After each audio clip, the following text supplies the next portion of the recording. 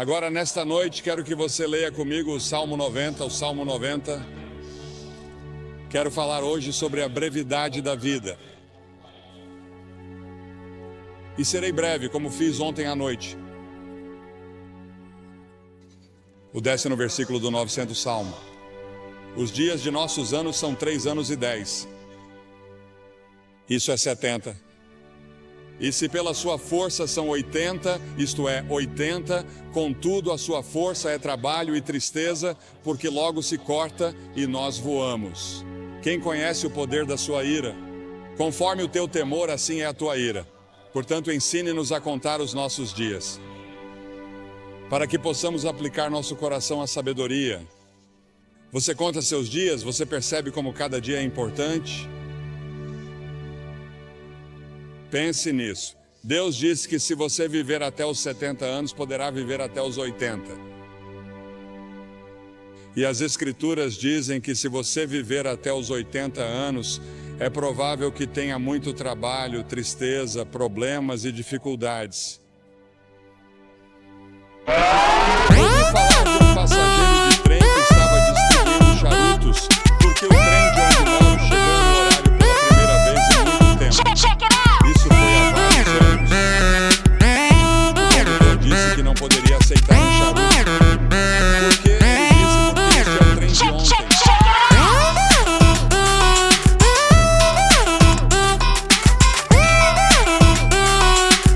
Ao colapso do tempo ao nosso redor, você sabia que nos dias de Jesus, o mais rápido que uma pessoa podia ir era o mais rápido que um cavalo podia correr?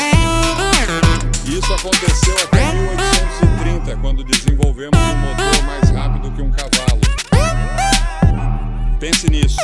Naquelas centenas e milhares de anos, o mais rápido que você podia ir era a cavalo. Depois, em 1910, desenvolvemos uma aeronave militar que percorria 42 milhas por hora. Lembro-me muito bem, como se fosse ontem, quando Lindbergh decolou para Paris e em 33 horas estava em Paris, e achamos que isso era realmente incrível. Hoje em dia entramos em um Concorde, ou algumas pessoas o fazem, e chegam lá em 3 horas e meia. E em 1960 começamos a viajar pelo ar a 18 mil milhas por hora quando chegamos à estratosfera. Agora meu pai dirigiu um cavalo e um charrete, e estamos tentando administrar outro no aeroespacial em uma condição moral e espiritual de cavalo e charrete. O tempo está desabando sobre nós. Quanto tempo ainda temos? O salmista pediu que o Senhor se lembrasse de que no meu tempo é curto. Eis que você fez os meus dias como um palmo e a minha idade como nada para você. 1000 anos aos teus olhos são como o dia de ontem, quando já passou, e como um relógio. Um relógio dura 4 horas à noite. Um dia é o que o Senhor é 1000 anos, e 1000 anos é um dia. Aquele que está assentado sobre o círculo da terra, e os seus habitantes olham para Deus como gafanhotos. A grama murcha e a flor murcha, diz a Escritura. Os meus dias são como a sombra que declina, e eu me vou secando como a erva, mas tu, ó Senhor, permanecerás para sempre na tua memória, de geração em geração.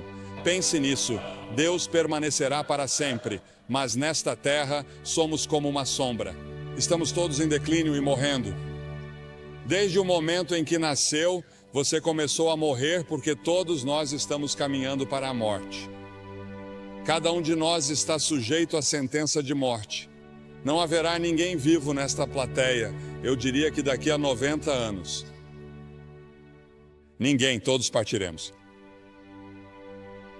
E o que você vai fazer com esses anos? Cada ser humano tem exatamente o mesmo número de horas e minutos todos os dias. Você sabe quantos minutos há em um dia? Você sabe quantas horas há em uma semana?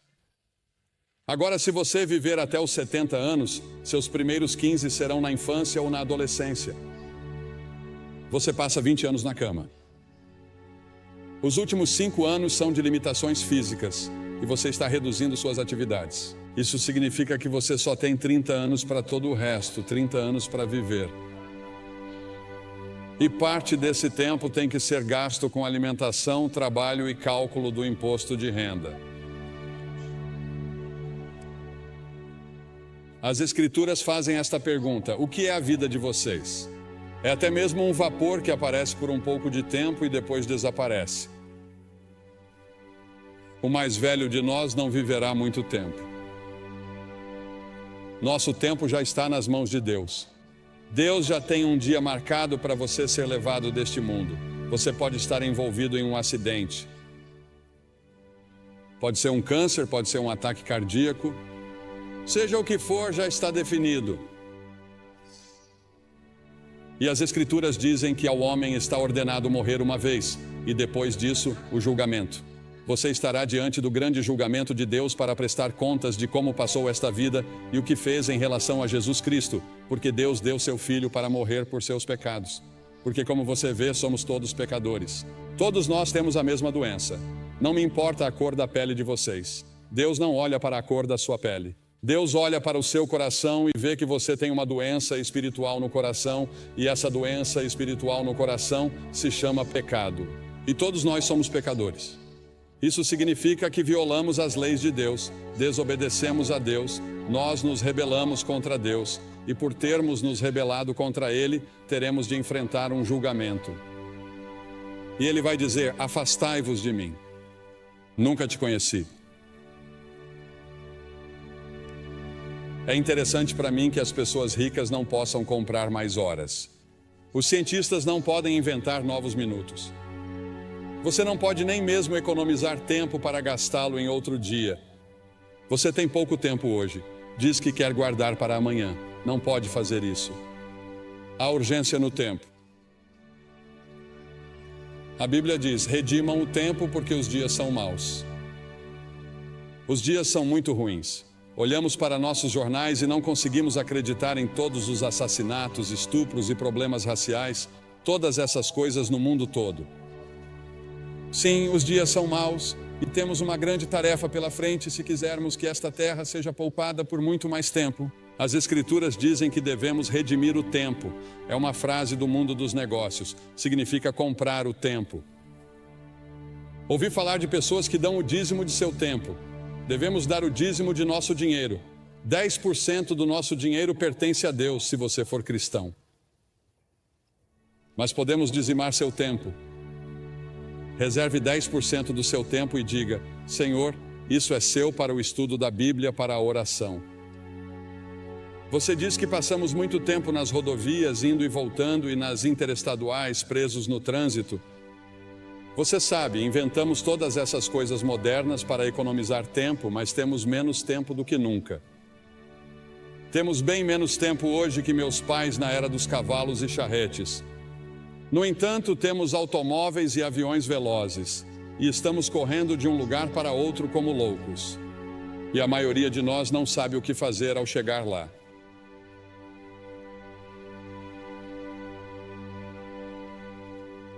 Você tem muito tempo, mas para quê?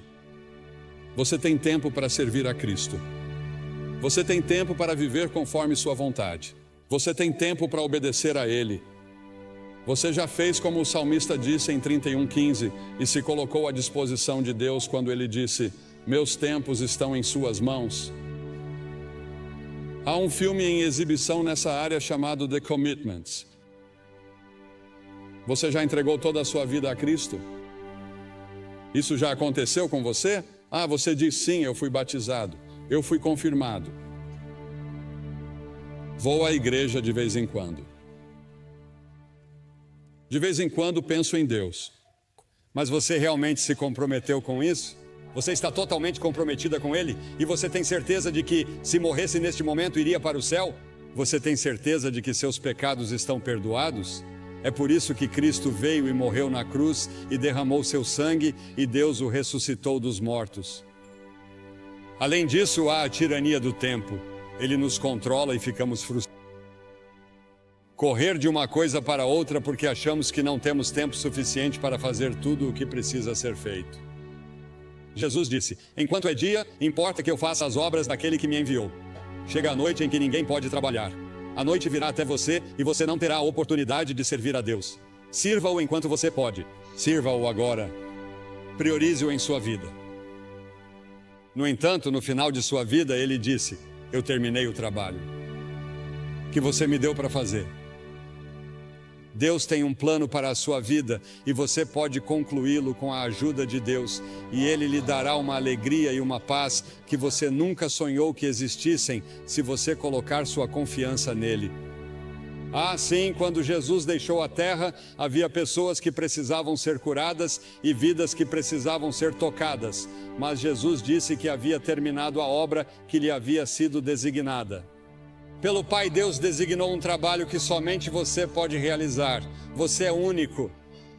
Ninguém pode tomar o lugar de vocês. E Deus precisa de você em seu reino. O tempo pode ser nosso aliado ou nosso algoz. Mesmo assim, o tempo é incrivelmente justo e perdoador. Não importa quanto tempo você tenha desperdiçado no passado, você ainda pode ter o amanhã. Adlai Stevenson disse certa vez que o que conta não são os dias de sua vida, mas a vida em seus dias. Precisa comprá-lo. Qual é o preço que você tem que pagar? O preço é que você não tem tempo para certas coisas. Não devemos ficar à deriva, fazendo todos os prazeres, bebendo e fazendo todas as outras coisas erradas. Deus quer que amemos os outros. A principal coisa que Ele quer que façamos é amar o próximo e amar as pessoas de outras raças. A única coisa que distingue um crente dos outros é o amor que domina a sua vida. Sua vida deve ser cuidadosamente planejada. Depois há o término do tempo. Irmãos, o apóstolo Paulo disse em 1 Coríntios que o tempo é curto. No Apocalipse ele nos diz que o tempo não existirá mais. Jesus e seus discípulos passaram os 94 versículos de Mateus 24 até o final do capítulo 25 falando sobre o fim dos tempos. Ao nos aproximarmos do fim dos tempos, lemos em Apocalipse 12 que o diabo estará freneticamente ativo, porque sabe que seus dias estão contados. Sim, existe um demônio. Existe um Satanás. Ele é uma pessoa real e eles são demônios reais e vão lutar por sua alma esta noite, porque Satanás não quer desistir de você. Ele lutará para manter você no reino dele, pois existem dois reinos. Há o reino do diabo e há o reino de Deus, e você tem o direito de escolher em qual deles quer estar. É claro que não sabemos quando será o momento da vinda de Jesus,